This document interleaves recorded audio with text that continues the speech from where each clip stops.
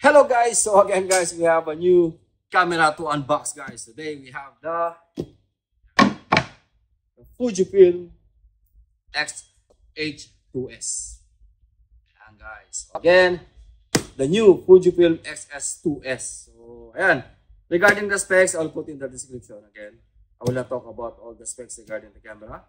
For sure, there's a lot of already review regarding the specs of this camera. But today, we're gonna unbox guys because this is the first time that we received the new Fujifilm X-H2S.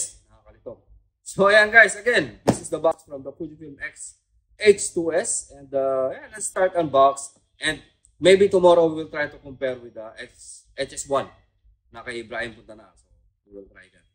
So again, let's unbox. And again, the box, it's same as all the box from the Fujifilm. But again, this is more compact compared for the HS1. So, smaller box compared for the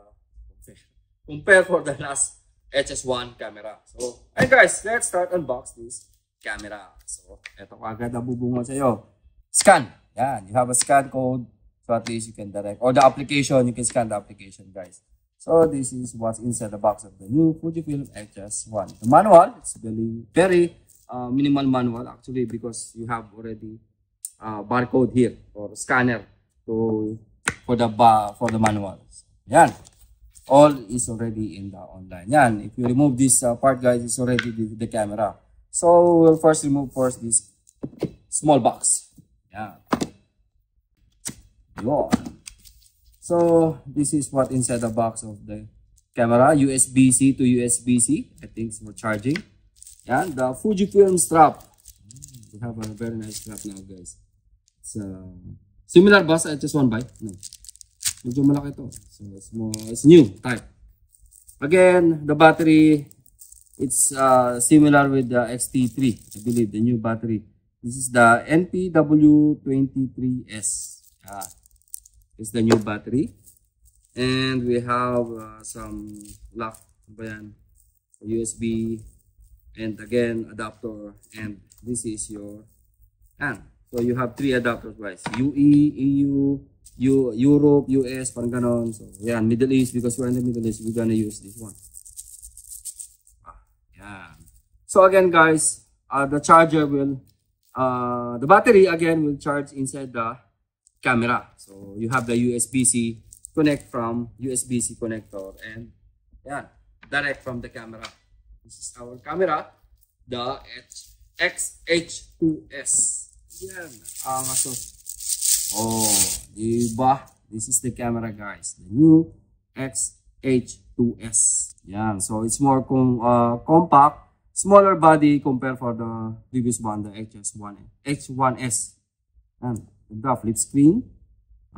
Dito ikakabit mo yung heatsink niya. You want to order separated the heatsink. You know, this X-H2S. Yan. So it's more compact, smaller body compared for the previous one, the X1S.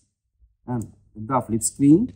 Dito ikakabit mo yung heatsink niya. You want to order separated the heatsink. You know, this area. Yan. So the mode dial is almost similar with our camera, which is the XS10. I think it's similar with the XS10. But the difference, again, in the top, you have already the LCD screen, top LCD screen, compared for the first one. Yeah. And XS10, sorry. Yeah, it's more minimal, guys. Memory card, let's say you have CF Express. Yeah, you have CF Express B, Type B, and SD card. So you have 2 slots. One is CF Express from down, Type B, and the other one is SD card. Yeah. So what else new from this camera? On the side, you have HDMI. The HDMI is normal HDMI. It's similar now from micro. Now all the mirrorless, mostly mirrorless now is normal HDMI, because I think ayun nga, is micro HDMI is prone to damage. Madali siyang masira sa normal micro HDMI. That's why they use the normal HDMI now. Same as A7S Mark III, A7 Mark IV. Normal HDMI na sila guys. Mic jack is 3.5. You have the audio jack. Again, 3.5 audio jack, and the USB. USB-C. Yan ang USB-C natin guys. So yan, this is the camera which is the Fujifilm X-H2S. Yan. So tomorrow guys, we will try to compare the side-by-side of this camera, both X-H1 and X-H2S. Again, hanggang dito na lang guys. Again, this is the quick unboxing for the new camera X-H2S. Flex time. First one to flex my team is Team Positive Vlogger. Shout out to all the admin and members of Team Positive. Ang PBK 2.0 natin na si Palaboy OFW na magbabakasyon na si Brian Puntanar na nasa likod ng camera, si Julius na nasa Igayla, at si Audrey na nagbe-day out ngayon.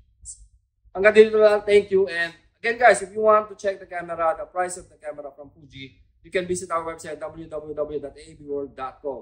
It's already in our website. Or you can visit us here guys in Symphony Showroom.